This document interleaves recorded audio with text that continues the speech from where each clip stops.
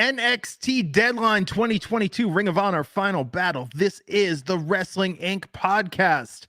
I'm Glenn Rubenstein tonight, joined by my podcasting better half, NYC Demon Diva Issa, together again, and Chuck Carroll, our first time doing a podcast together in quite some time. Good to see you, Chuck. Tagging in, man. Glad to be here, bro.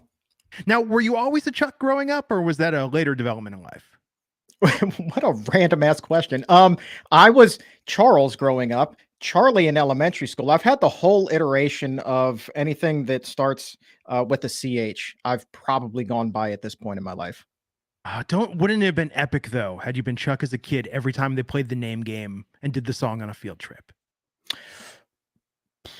I mean, so I did Chuck starting in middle school, and that took off. And so I got all of high school with that. You know, Mother Chucker, Chuck Steak, F Chuck.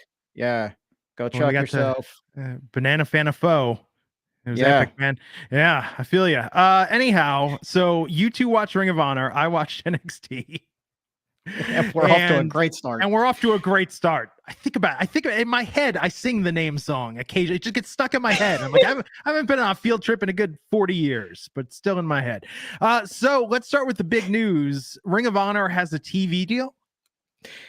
In a sense, they're going to wind up putting it on the relaunched Honor Club, which is actually, they've already soft relaunched it. Interesting that Tony Khan talked about that in the post-show media scrum.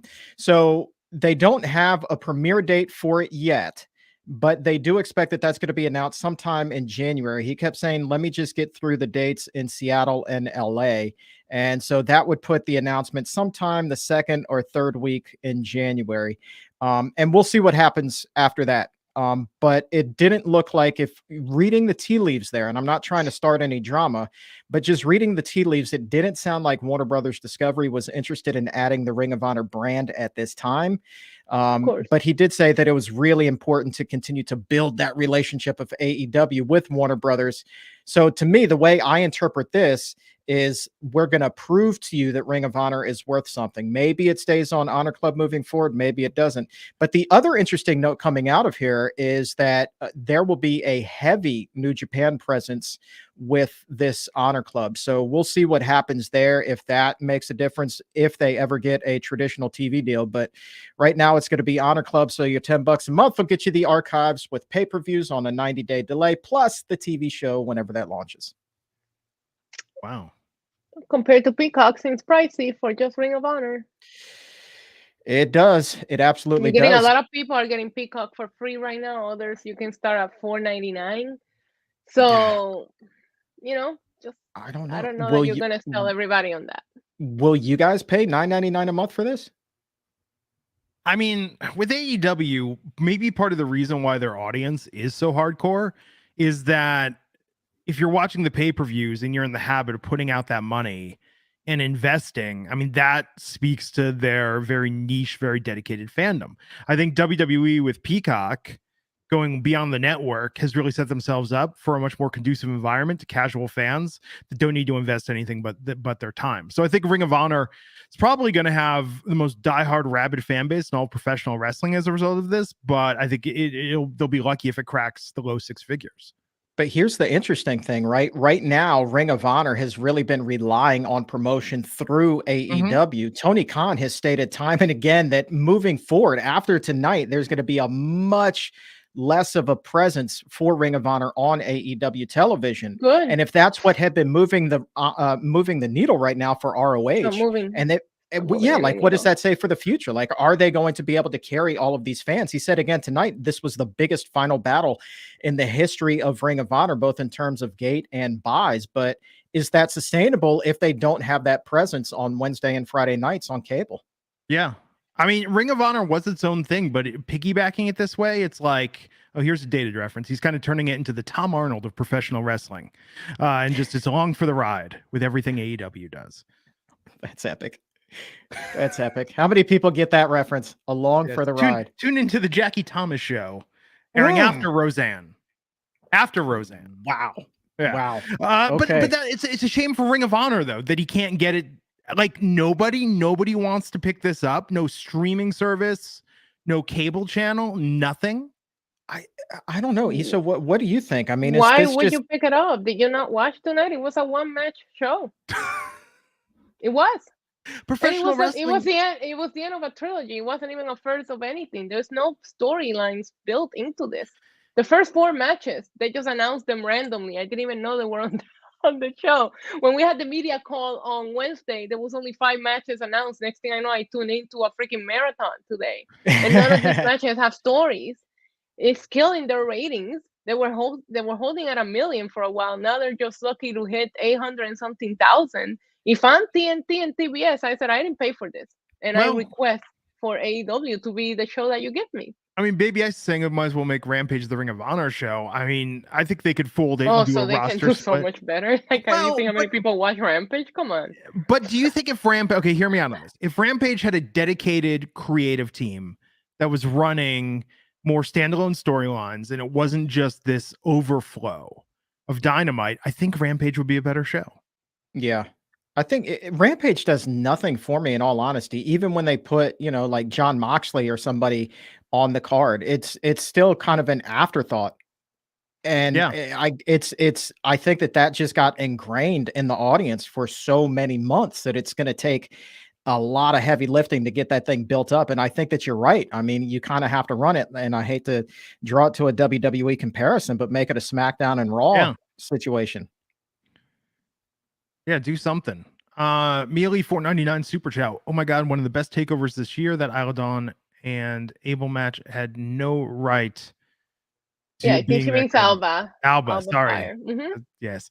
Had no right being that good. Kiana James Spanish Flies Fire and Tiffany Stratton back January 10th. Yes, it was a lot of fun. NXT was a fun show. It's good. Although it had no business being that good. Legit, the whole show. The crowd was fired up tonight, wasn't it? Mm-hmm. And this is where I get cynical. Like the Iron Survivor match, the crowd was really into it. I mean, we'll talk about this. I thought the Iron Survivor match concept was kind of silly and a mess, very arbitrary. And then I kept wondering, I'm sure as you might both have had the thought as well, what if there'd been a tie on number of points? I don't know. You're going to sudden death. They I was talking expecting about that. it on commentary. I didn't think it was going to end in a tie. I don't know, man. I was hoping for penalty kicks with it being World Cup season. And they did do the spot that I think was going to happen when they had 2 people in the penalty box fighting. That I really liked. I love that. Yeah, I thought that was fun. So I guess let's talk about Deadline first. Opened with the women's Iron Survivor match tonight, the Iron Survivor Challenge. Roxanne Perez and Zoe Stark kicked off the match. And we had them, Cora Jade, Indy Hartwell, and Kiana James. Issa, what'd you think of this? I thought it was great. I thought it was a lot of fun. It was a lot easier to keep up with than what I anticipated being. I know you said you didn't like the concept, but I actually really, really did. I enjoyed the match. And when you watch it before the men's match, you're thinking, okay, this was great, but the men's did make the women look slightly boring because they were just going crazy. I appreciated the little falls in the women's match compared to the madness that went on in the men's match because I didn't feel like I watched 2 of the same match. But yeah, I thought this was a lot of fun. Roxanne with the win, a little obvious being the only baby face there, the underdog story. But yeah, I enjoyed it. Now, Chuck, you did not watch this tonight. Have you watched NXT as of late?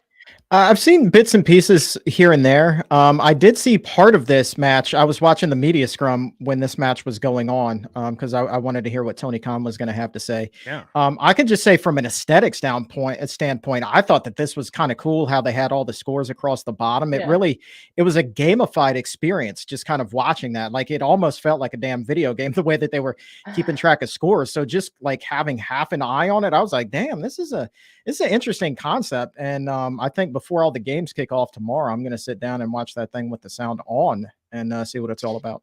And that's a good comparison. That is what it felt like to me. It did feel a little bit like a video game match, which I think has its pros and its cons, but no, it's different. And I like that they're innovating. I like that they're trying. Definitely like all the talent that was in this match. Although hard for me to take one of these premium live events seriously in NXT when Nikita Lyons and Tony D'Angelo are not on the card. Oh man. I mean, let's be real. But no, this was a really good match. Roxanne Perez is going to win. Do you think, okay, so I want you both to chime in this. Do you think she's going to challenge and defeat Mandy Rose for the NXT No. Women's Championship? I mean, she's going to challenge for sure, but she's not going to defeat her. I don't see it happening.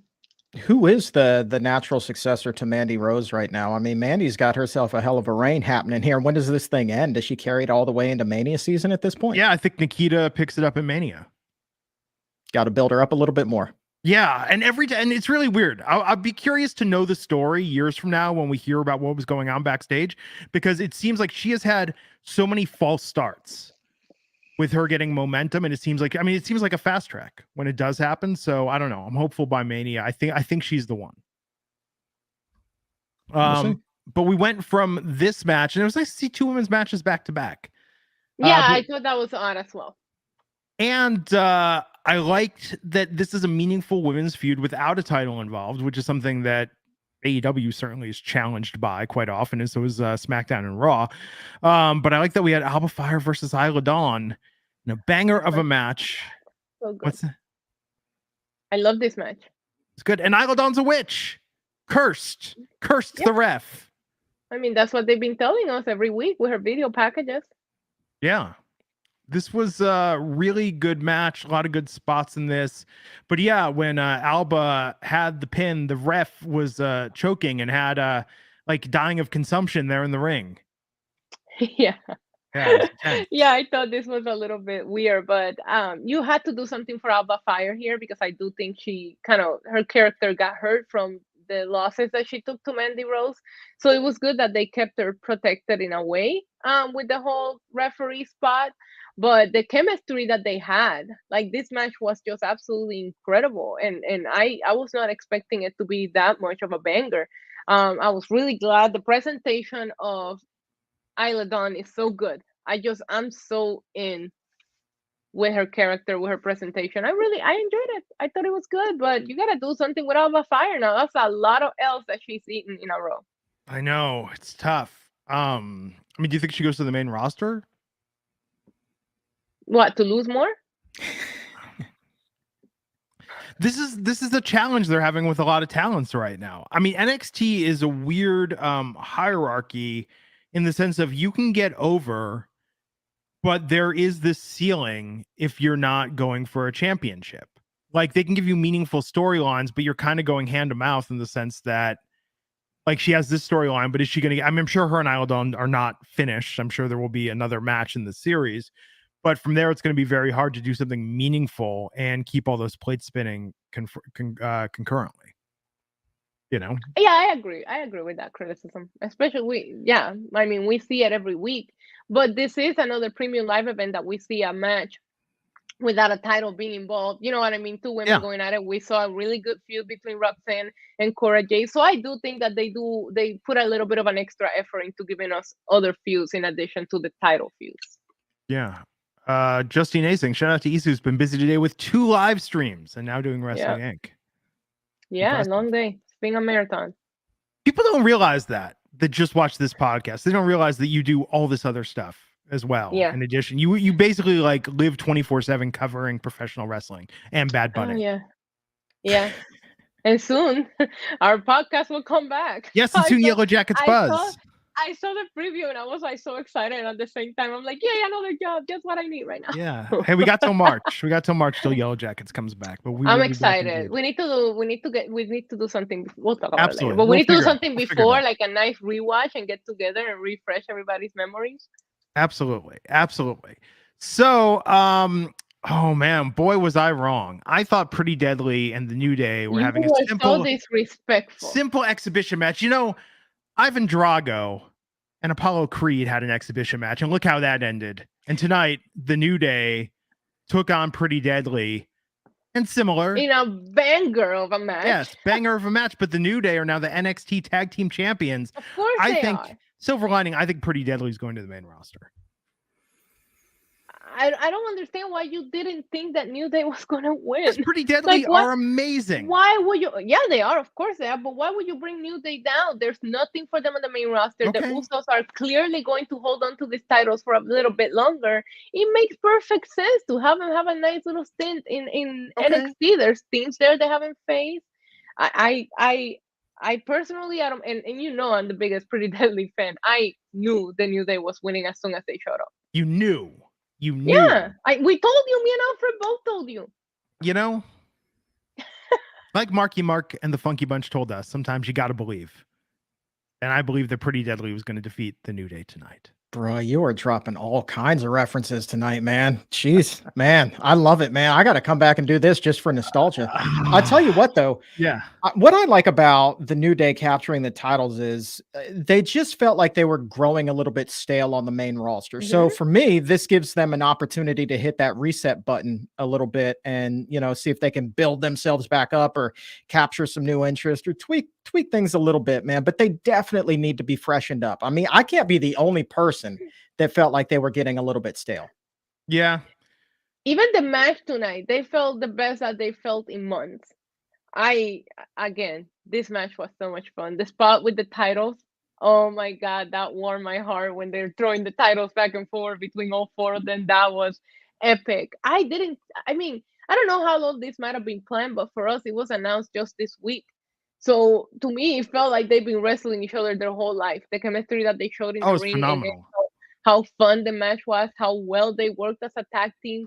But as good as the New Day is, even tonight, the match itself, it felt like a whole different thing than what we've been seeing from them in the main roster. I really think this is going to do a lot of really good stuff for them. I'm excited. And the New Day has talked about being the greatest tag team in WWE history. So why not add another notch to your belt with the NXT champions, another triple crown? Like, what else is there to do, you know? I'm sure they're going to go on that. They're going to get to go against the Creed brothers. I'm sure that will happen soon. Maybe into Sheer.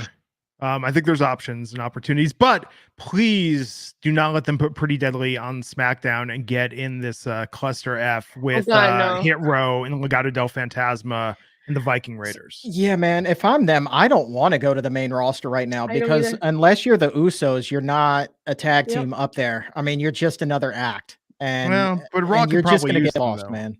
Yeah, but until they're ready to drop the titles from the Usos, I'm not sure that they're able to build a secondary feud that will be interesting enough. Everybody's just dropping to the Usos right now, so calling them up for that, I don't know. I think they're gonna stick around in NXT.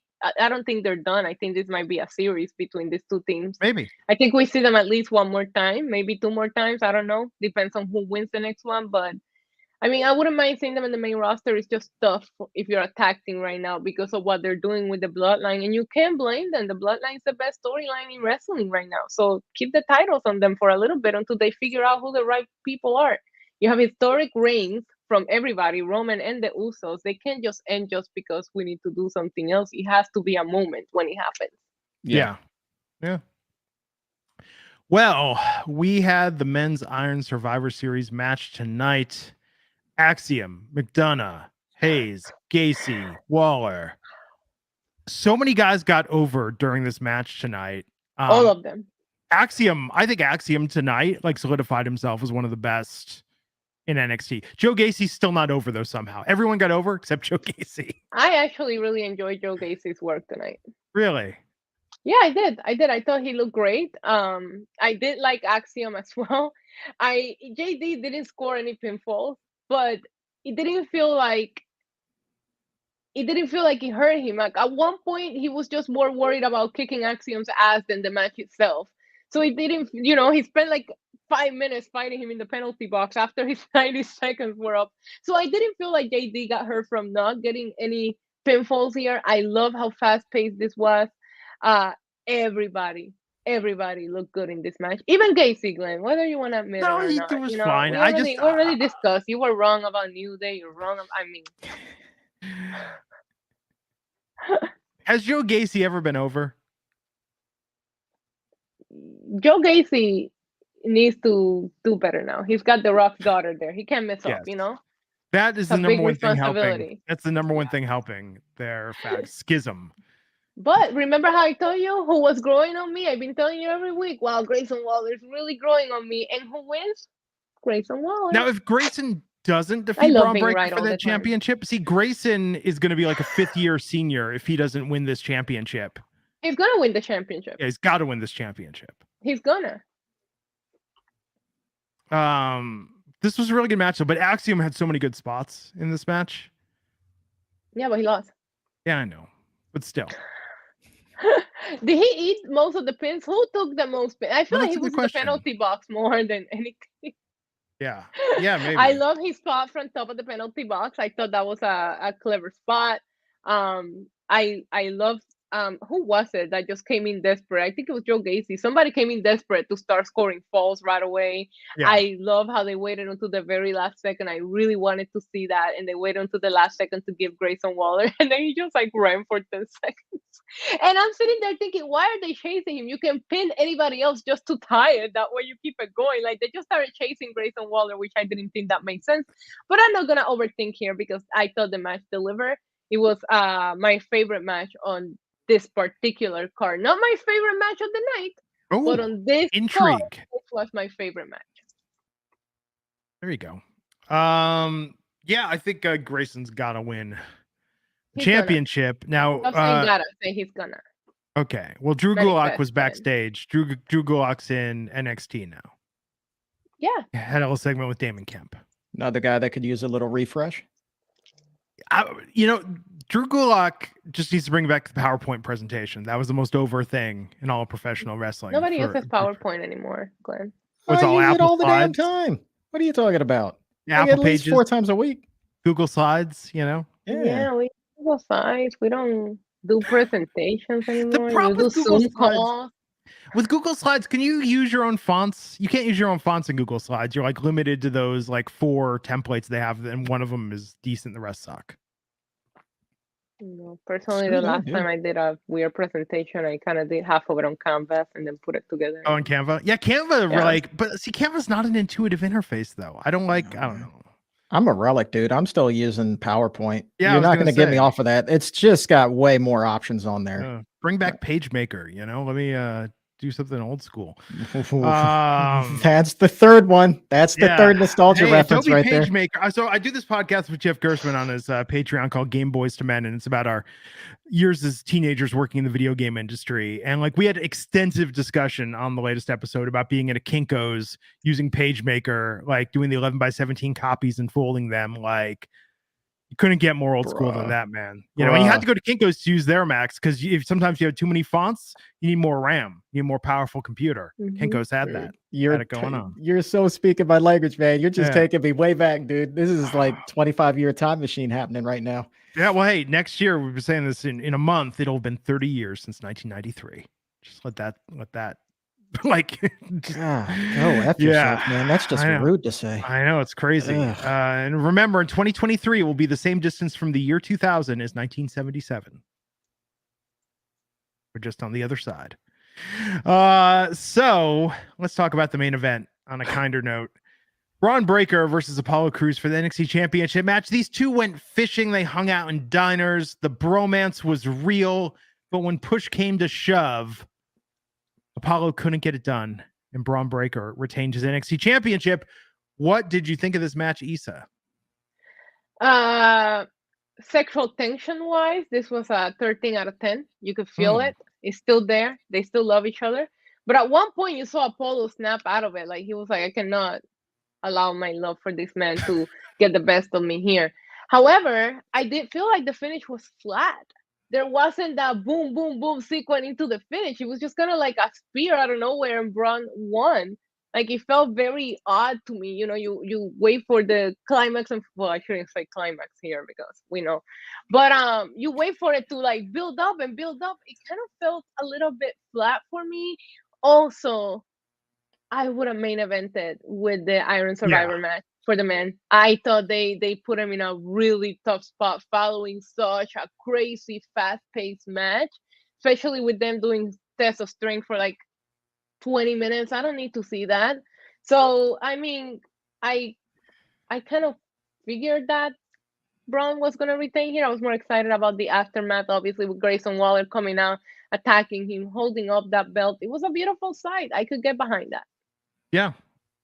I mean, this for a pay-per-view that didn't seem like it was going to be that major. This was very entertaining. New Day being the NXT Tag Team Champions is huge, and I'm excited. I'm excited to see what happens not only with NXT next year, but with NXT Europe, that relaunch that they're doing. That'll be very curious. Me too. Yeah. I'm excited about it, but I did think that this premium live event didn't have any business being as good as it was. And if the slowest match or the not so exciting match was the main event between Braun and Apollo, it's not a bad night for NXT because it wasn't a bad match. It was just put in a very tough spot following the match that it followed. They should have opened and closed with the Iron Survivor matches. This was a perfect number of matches. Give us more 5-match pay-per-views. But again, and when we talk about Ring of Honor, I also did feel that the main event was hurt following a banger of a match after the tag team match in Ring of Honor. Also, everything else died because you were so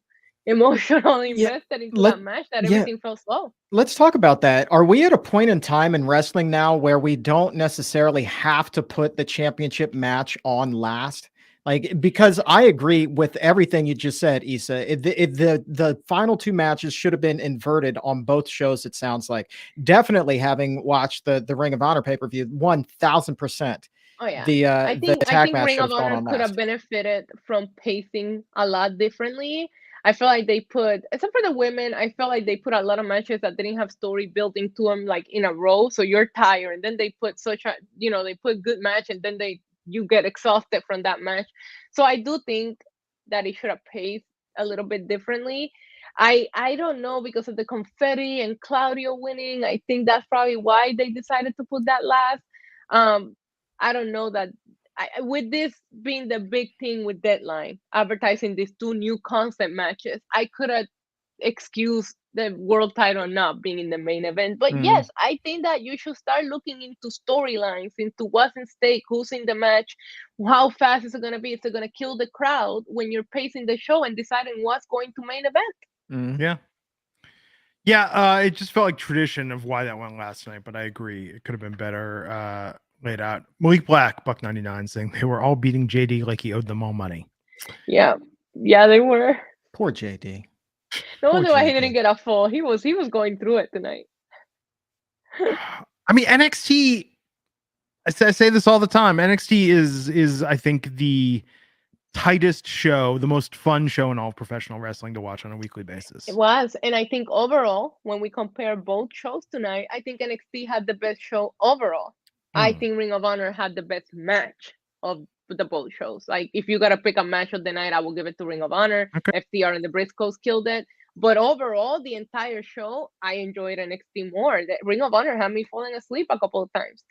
It'll be interesting to see what Ring of Honor does with a weekly streaming show if they start doing that. Well, because I mean, the stakes are so low that it's like it's a chance to get weird with it. Maybe it'll be really good. I mean, yes or no, but I mean, I kind of think about what NWA tried to do with their weekly pay-per-views. They had that subscription service, and what was it, like $4.99 a month for that, I think, and people still weren't really buying it, even though it was a good show, more or less. But you're asking a lot, and I think Issa at the top of the show when you were talking about $9.99 a month just for one service, unlike Peacock, where you get everything, TV shows, movies, sports, everything in addition to WWE.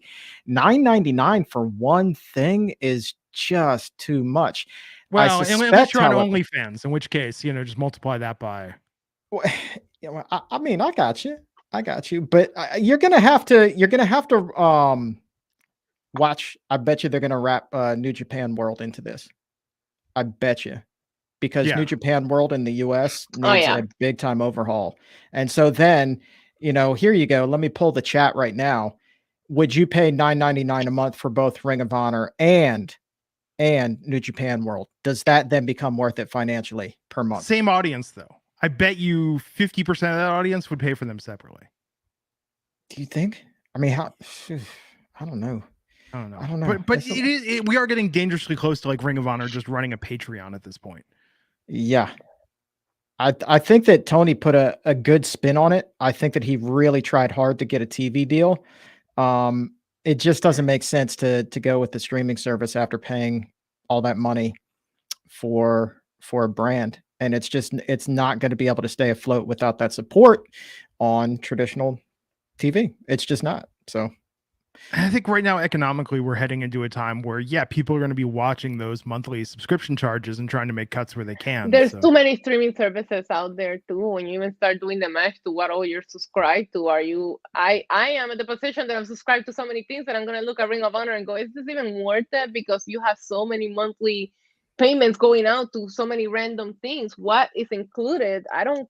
I'm sorry, the library is not something that appeals to me. right. And he kept saying the library, the archive is already there. Go look at the archive.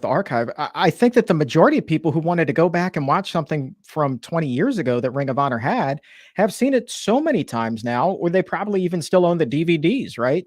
Damn. I don't think that that's going to be there. And WWE learned that relying on legacy stuff is only going to get you so many subscribers. It's always going to be Right. about that new content, but they just don't they don't have the TV to support promoting that new content. So we'll see. Yeah.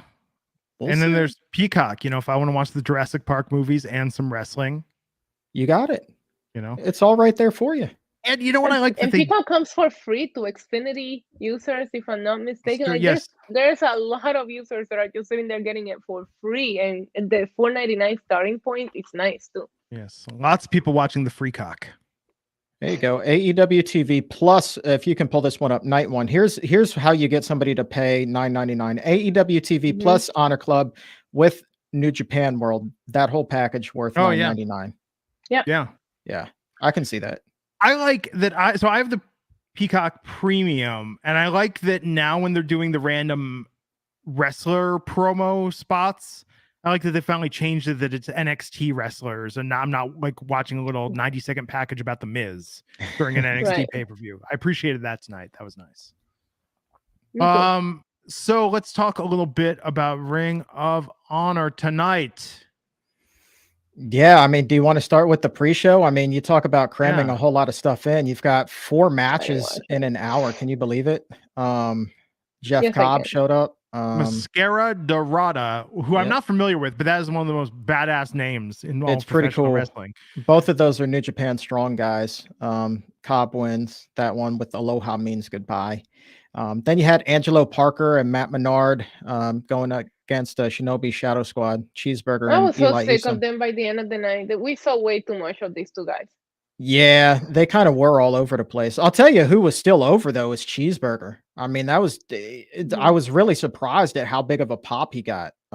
As popular as ever. I mean, truly that was a legacy Ring of Honor crowd that was there tonight. Willow Nightingale over Trish Adora, and then Top Flight looked really good against the Kingdom.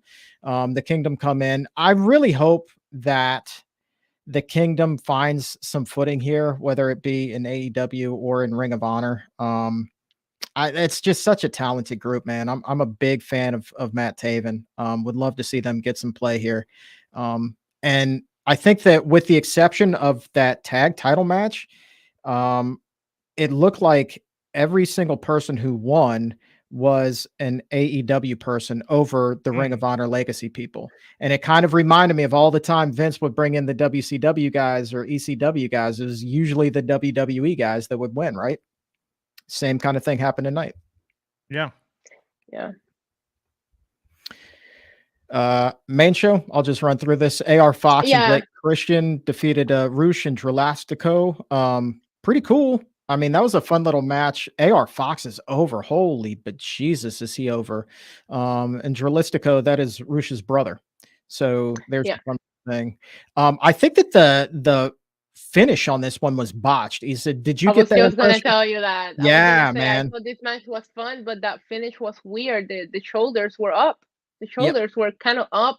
No, I'm sorry, it wasn't the shoulders. So the count was weird. It was the count from the referee. Like I couldn't tell if it was a 2 or a 3 count, and I don't even think the performers could either. There was a little bit of confusion there for a second, but it was good to see. I thought AR Fox looked really, really good tonight in this match. It was a fun opener, I just wasn't invested. There's not much of a story here that we have seen on TV in order to build for this match to be the opener to get you hyped up. Just two teams thrown in there together. That's pretty Right, much all correct. that it was. And Blake Christian at one point in that match was really late making the save, and the ref actually had to hold up on that 3 count. It was Yes. like 1, 2, It was like a slow motion thing, like, and then he came in to make the and you're save. and you're panicking, like, dude, get in there or like find something to do because it was so obvious. It took that long that you could tell it was obvious. Like, it was a legit eternity, Glenn. Mhm. Like, I'm not even like joking when I said 1, 2, and then like crickets. Like, you really could. You age a year while you're waiting for that save to come in. Yeah, Yeah. it felt like an eternity.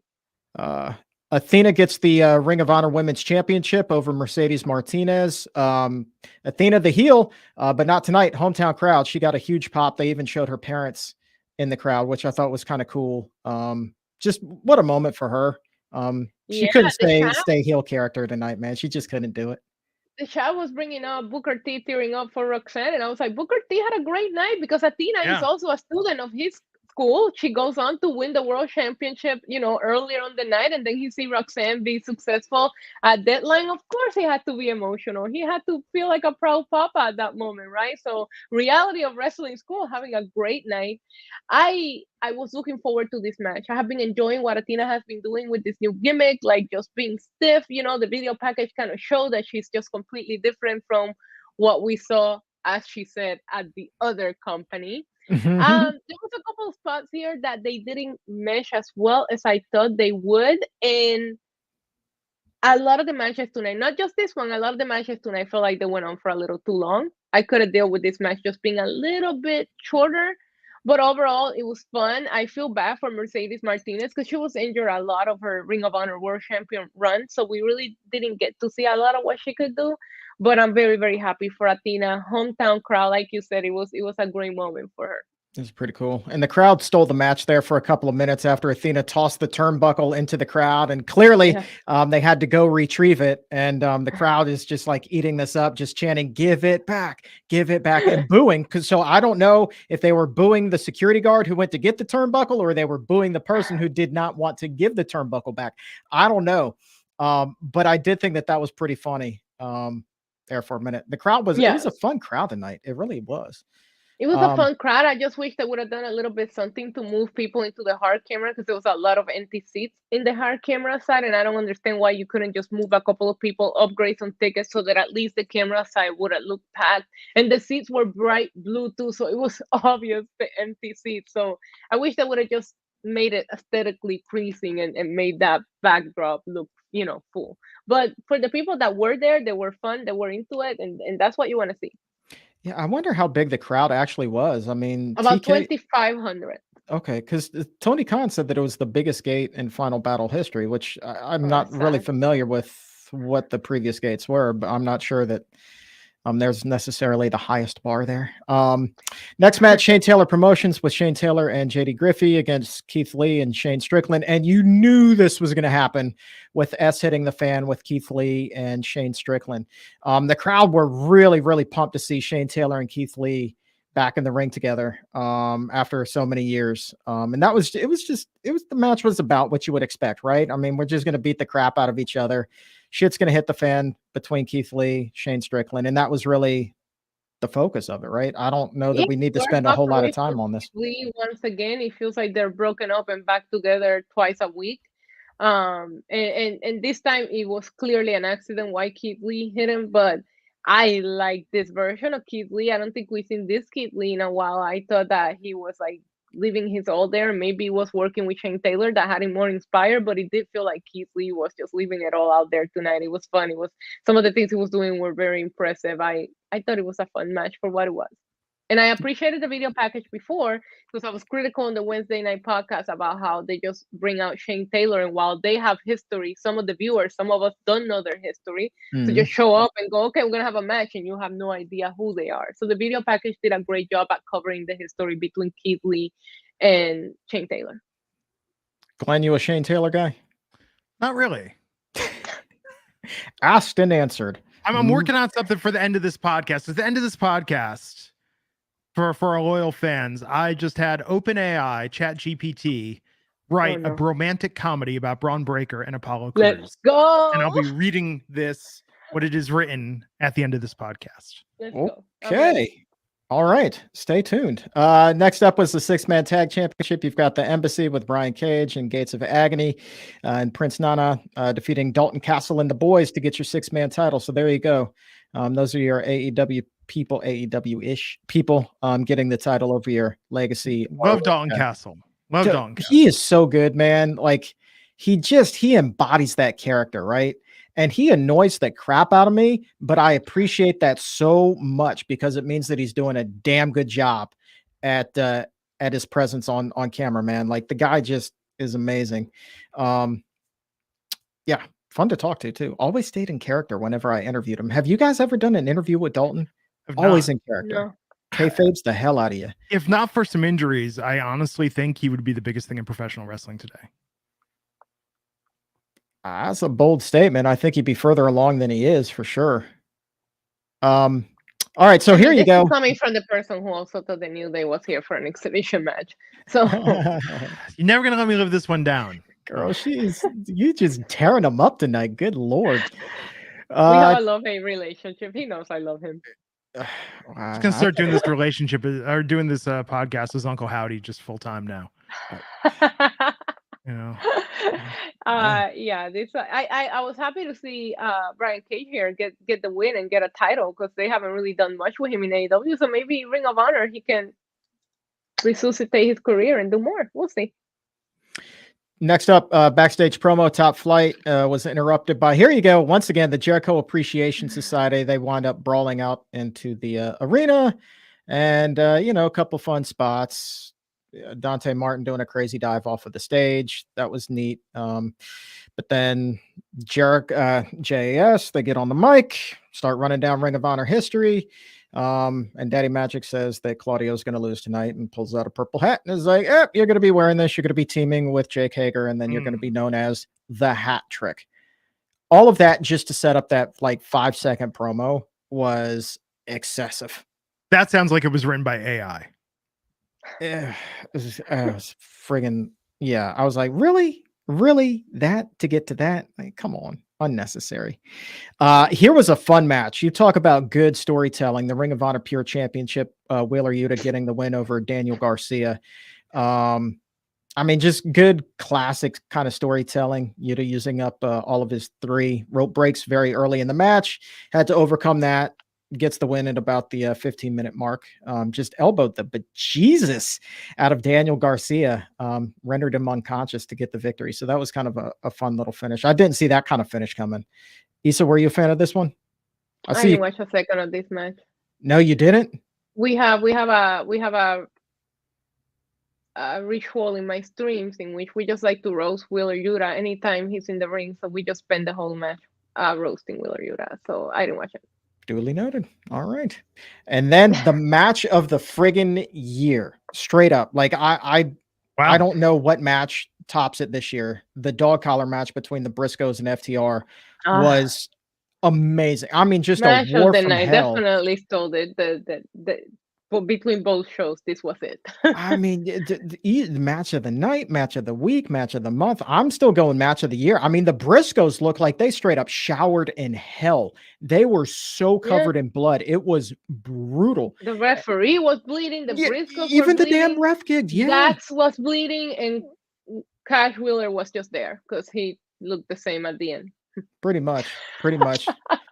But I mean, Dax even did this like diving headbutt off of the ropes where he wrapped the chain around his head. Didn't want to stick initially, but then he finally got it. And then he just like dove, like holding the chain up to his head. There was a lot going on, and I wish at that moment the camera guy would have gone to the 2 fighting on the outside just for a second, because you could tell he was struggling with it, and they just stayed on it. And I'm like, I'm not gonna nitpick because the match was so good that I'm not gonna sit here and pick on the one spot that I was like, we could have like just made that a little bit better production wise. But yeah, I thought they were trying to get very creative, but absolutely loved this match. It was storytelling at its finest. I was so emotionally invested. I was screaming. I was on the edge of my seat. I think I got up. I said I had goosebumps. And it's been a long time since a wrestling match gave me goosebumps at the end. This was so good, and I'm so happy for the Briscoes. Legit. Little concern for FTR, 2 L's in like a matter of days. They lost Wednesday night to the Acclaim at Dynamite for the AEW Tag Team Championships. We see them drop one of their, I don't know, I think they have 15 belts that they carry around, so they lost one of them tonight. So, it makes you wonder what's going on here with FTR. Well, they keep talking about leaving, taking a year off to go wrestle the indies and do whatever they want off of TV for a little while. So, I mean, maybe this is all part of that. Who knows? Regardless, these two teams are soulmates. Like oh in my the God, ring, it's so good. every single match they put on, the other two Ring of Honor pay-per-views, they were the MVPs, and they come in and did it again. I was so hyped when they announced this match Wednesday night, because I asked Tony Khan in the media call, why is FTR not in the card? They're Ring of Honor champions. You're barely putting them on AEW television. So I was excited when they announced it, and it surpassed my expectations, like beyond. This was fun. This was definitely everything. Kill momentum for the two following matches. Oh my God, didn't it? Here's had a main event. Here's my one critique about this match, and it was actually after the match where the Ass Boys came out after the Briscoes left and beat down FTR. And then the Ass Boys had already basically left before the Briscoes came out to try to make the save and just basically stand with them in solidarity. But I was like, how the frig are you going to involve the Ass Boys after that match? Like, that is just dumb. Save that crap for Wednesday. Like, let this match stand on its own. You didn't need to further another angle in this case. Like, I thought that if anything was going to take away from the match, that was it. That was absolutely and again, we were talking about it. It feels like you're setting up stories for AEW, and if you're trying to establish Ring of Honor as its own thing, then you should have probably had FTR leave and let the Briscoes have their moment. They're not even allowed in AEW television, so let them have their moment on the one TV they're allowed to be on. So yeah, I could have done without that as well. But like again, 13-time Ring of Honor tag team champs for the Briscoes. They're so real. I just love them. I love them. So I'm very happy for them. I was rooting for them, but my God, I was thinking, what are they gonna do that they haven't done? And they did it. They did it. There was some crazy spots in here. I think my nitpick is what I told you. I felt like I didn't really see a lot of Cash Wheeler in this match. Like, when you're thinking of all the crazy spots, I can't think of a lot that he did here. Here's my question, Glenn. If Ring of Honor TV winds up anywhere other than on Honor Club, do you think the Briscoes win this match? It's tough, right? Because, I mean, how much of a factor do you think that wasn't derailing some of the talks with Warner and their reluctance to have the Briscoes on AEW television? I mean, Tony Khan has openly said that they're not, Warner Brothers don't want them there, and that they're signed long-term to Ring of Honor. Yeah. So, because I heard him say a couple of times on some of the media calls, like, I fought to have him here, So I mean, you will, if I'm a promoter, I will want this match on my big shows, on my AEW shows. But if you can't put them there, I mean, at least we're getting to see them. But I would assume that he probably fought hard to try to get them in AEW television somehow.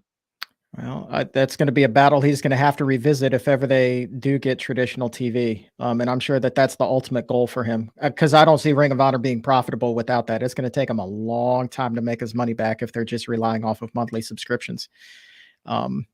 Next up, Ring of Honor TV Championship. Samoa Joe retains, defeats Juice Robinson. Just, what you would think. Kind of a slugger type of a match. Two big guys going out there. Joe gets the muscle buster to get the win. I don't know what else to say. I was like, they were just kind of the sacrificial lambs to come after that match. I mean, yeah, but Samoa Joe has looked great, not just here, but also in AEW television. I really have been enjoying what he's doing right now. We'll see where it goes. I was shocked by the result, because I was thinking they're going to probably try to split some of the people that he's not going to want to take off of AEW television, right? If Ring of Honor is going to be its own thing. So I was thinking, and you saw it happen. He's not going to take Jericho off AEW television. So I kind of figured Jericho was dropping. I figured FTR was dropping. Here, I didn't know which direction they were going to go, because Samoa Joe has the TNT championship. So I don't know if Samoa Joe's going to go between the two. We'll see what happens, because they haven't made it, like you said, like a brand split officially. They just said they're going to limit what we'll see in AEW TV. So this one I was curious to see how it would go, but Samoa Joe retains. He's looked great. Yep. And then, here's something interesting now too. I mean, Claudio gets the title, defeats Chris Jericho, and the crowd was into this match. It was a lot of fun. But I'll tell you this. So Claudio gets the belt, and you've got Wheeler Yuta with the belt, and that's the Blackpool Combat Club. And if they're going to limit Ring of Honor's presence on AEW TV, what does that mean for Blackpool Combat Club? To me, it means that, Bryan Danielson now is basically going to be flying solo. Regal's out. So what are you going to do with these two guys? I know that in the post-show scrum, I believe it was Claudio or Wheeler, one of the two said that, that they felt like tonight cemented Blackpool Combat Club, but maybe they're cementing that legacy in Ring of Honor and not so much in AEW anymore. What do you guys think? The Blackpool Combat Club was done when Regal left. Yeah. You got Moxley kind of doing his own thing right now. I wouldn't be surprised if we see Moxley turn. I mean, I like Moxley walking the line. He plays whatever role he needs to play based on his opponent, but we haven't really seen him have a heel run in AEW, so I think it will be fun. And Brian looks like Brian's gonna move on to MJF. I know MJF has Ricky Starks coming up, but MJF keeps calling out Brian because of all the Regal stories. So yeah, I wouldn't be surprised if they kind of like go their own way to where Claudio and Wheeler Yuta are still kind of sticking together. But yeah, the finish tapping out to the swing I thought was really, really clever. I was like, can you tap out to the swing? Never also seen that. before he got in, because it was like 33 times that he was spinning it, he wasn't stopping. But before that, I thought that Jericho had a really good reversal to the swing, and I really like seeing that because Claudio's been swinging people forever. You would think that some of his opponent has to think, it's coming, how do I get out of it? And so, and Jericho did that. So, but yeah, the tap out to the swing I thought was a very, very clever, different way that I didn't realize you can tap to the swing. I love the fact that you brought up Jericho's reversal the first time he went in the swing. I hadn't seen that before either. He goes with basically a leg pick and then rolls that into the walls. And I was like, holy Nikes, that was amazing. I love that because it goes to show you why Jericho is so good at what he does. It's like, this man's been swinging for how many years now? Like somebody has to come prepared for it. And Jericho did. And the Ocho did some great stuff for the Ring of Honor Championship, but I kind of did expect it to end. Not just because of the possible TV announcement, but because JAS and Blackpool Combat Club have been feuding since the summer, and we had to put an end to this. I feel like if Claudio lost and he would have gone to JAS, then it was going to continue because they were going to try to get him back. You know what I mean? So I'm done with that feud, like 1000% done. It was a fun match. It was just, you were so emotionally drained from the tag team match that I do think it might have hurt the reaction, but the crowd loved it. The live crowd loved it. Viewing it from home, I felt a little tired after the tag team match. Yeah, I agree. I mean, and that's why, like, you can make a strong argument to put that tag match on last. I'm not sure, I understand the psychology, the reasoning why things were stacked the way that they were, but man, that was such a good match. Real quick before we kind of wrap up our Ring of Honor talk here and we get to whatever romantic soliloquy you have there, Glenn.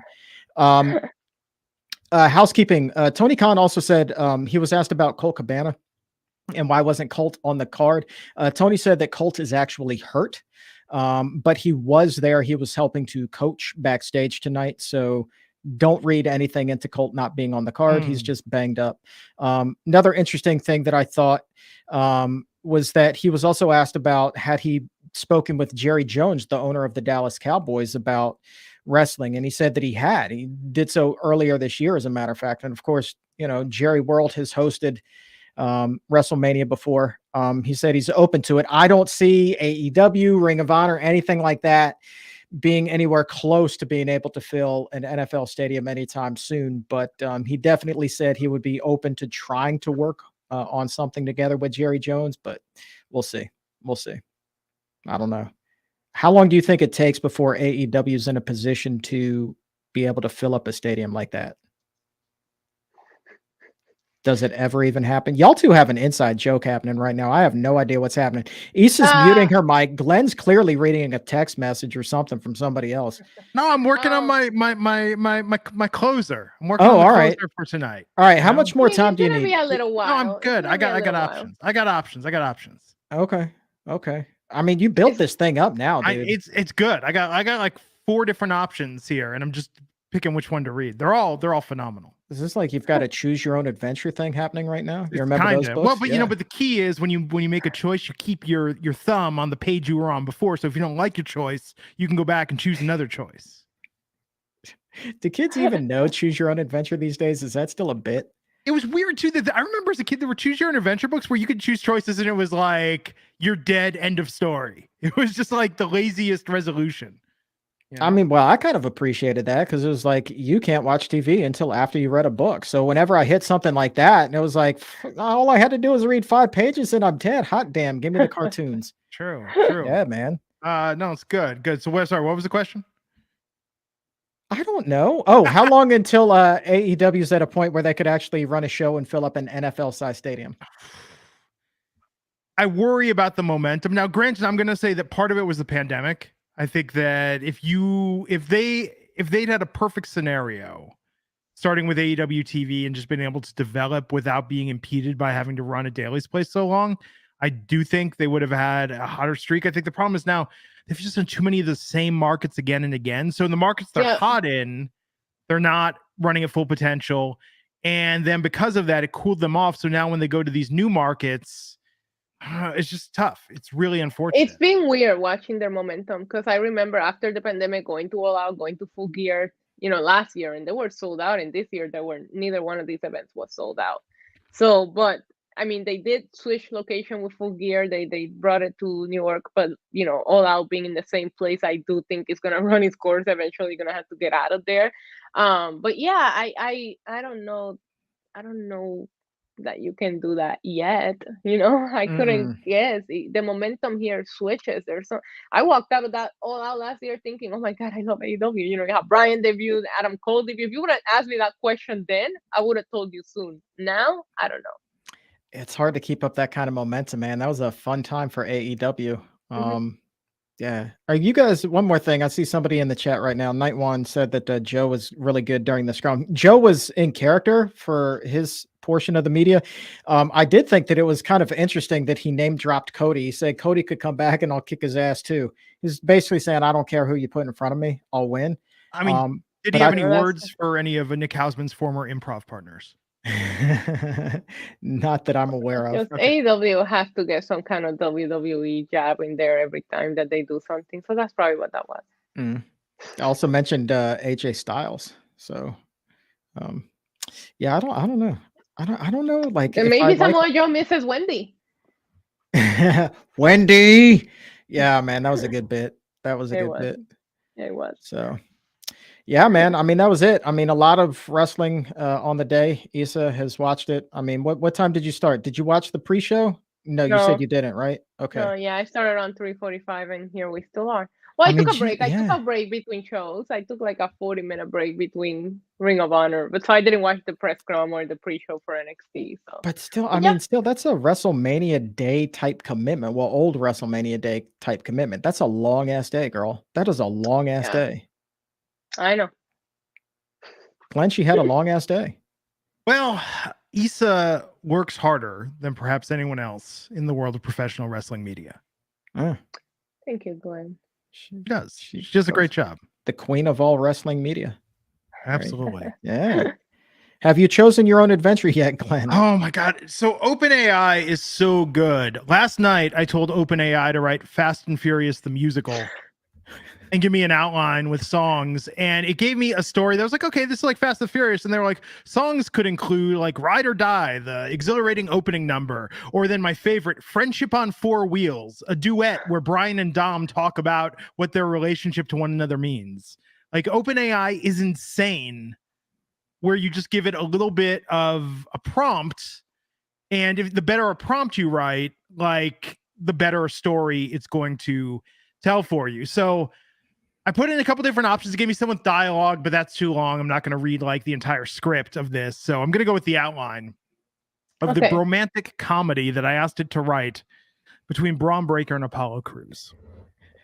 Okay.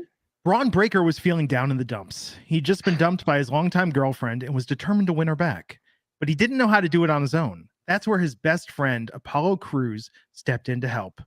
Come on, Braun, let's go on a road trip, Apollo suggested. We'll drive cross country from Orlando to Los Angeles and show your ex that you're willing to do anything for her. It'll be a bromantic adventure. Braun hesitated at first, but eventually agreed. He packed his bags and hopped in Apollo's car, and the two of them set off on their journey. As they were driving, they noticed they were being followed by a black sedan. It was Tony D'Angelo, a notorious mafia boss, and his goons. Let's go. Tony had taken a liking to Braun's ex-girlfriend and was not happy that Braun was trying to win her back. The chase was on. Braun and Apollo had to outsmart Tony and his friends at every turn. They had a series of misadventures along the way, including getting lost in the desert. Braun and Apollo were driving through the Mojave Desert when they took a wrong turn and ended up lost. They ran out of gas and were stranded with no cell service. They were forced to ration their food and water and wait for rescue. Then they were kidnapped by a cult. While driving through the mountains, Braun and Apollo were kidnapped by a group of cultists who believed that Braun was the reincarnation of their long-lost leader. They were held captive and subjected to strange rituals before they were able to escape. And then they were pursued by a pack of wild animals. As they were driving through the forests of the Pacific Northwest, Braun and Apollo were chased by a pack of wild animals, including bears, wolves, and cougars. They had to use all of their cunning and strength to outrun the animals and make it to safety. But no matter what obstacles they faced, Braun and Apollo never lost sight of their goal. They were determined to reach Los Angeles and win back Braun's ex-girlfriend. So in the end, they arrived in Los Angeles and confronted Tony and his goons. And with the help of some unlikely allies, they were able to defeat the mafia and win the girl. However, just as they thought they'd succeeded, they received some shocking news. Braun's ex-girlfriend had been using him the whole time, and she was actually in league with Tony D'Angelo. She planned to use Braun to help Tony take over the city. Braun and Apollo were devastated, but they refused to give up. They teamed up with the local police and took down Tony's operation once and for all. In the end, they emerged victorious and were hailed as heroes. Braun and Apollo's bromance had survived even the toughest of challenges, and they returned to Orlando as stronger friends than ever. They had proven that true friendship can conquer even the most treacherous of ex-girlfriends. You lost me at this snitching. That is random AF, dude. That is random AF AI. Damn. Yeah. Tony D'Angelo is my favorite part of that story. Yes. Coming soon to the WWE Network. It sounds like fun, actually. Would you pay $9.99 a month for stories like that? I'd watch the hell out of that movie. Yeah. I want to see the cult. Joe Gacy could be the cult leader. Ooh. Yeah. Good. Ooh. Joe Gacy as David Koresh. Yes.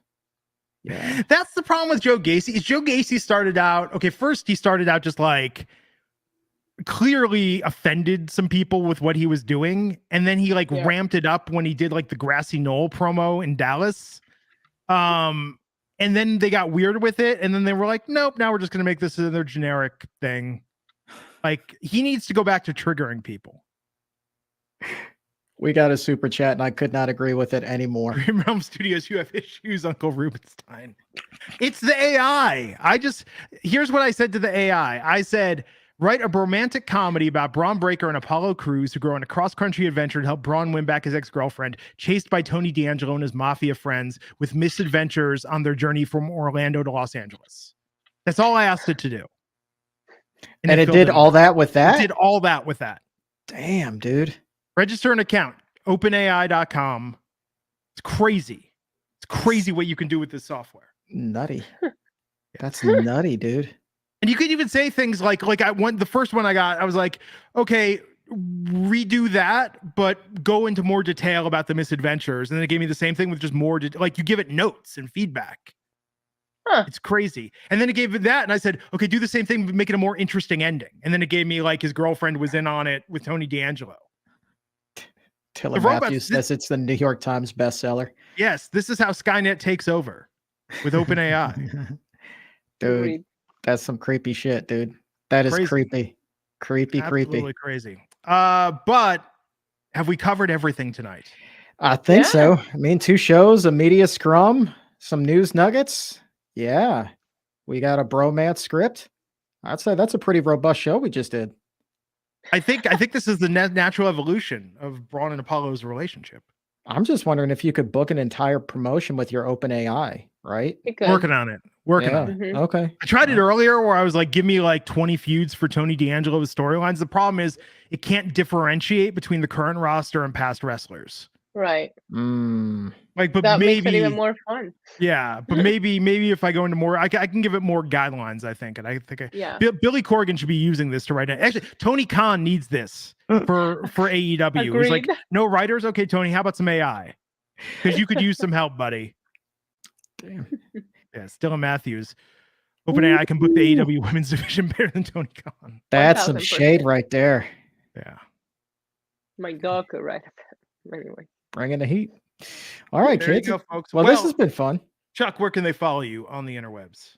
At Chuck Carroll WLC. So just throw WLC after my name, and that'll get you on the gram, on Twitters, on Facebooks, all the places. Awesome. Issa's at NYC Demon Diva. That's Diva with a 1. I'm at Glenn Rubenstein. Follow my account for more AI goodness. Working on some things. AI Glenn. How do we know AI that Glenn. this is the real Glenn if you're doing so much with AI? When I can get AI to do this podcast, I'll just be like, here's 50 different references to things that happened in the 80s and 90s. Just work it into a wrestling talk. It'll all be good. Have a good rest of your weekend, everyone. Issa and I will be back on Tuesday, Monday Night Raw coverage, of course, as usual. Until then, we'll catch you next time on the Wrestling Inc. podcast. Take care. Take it easy.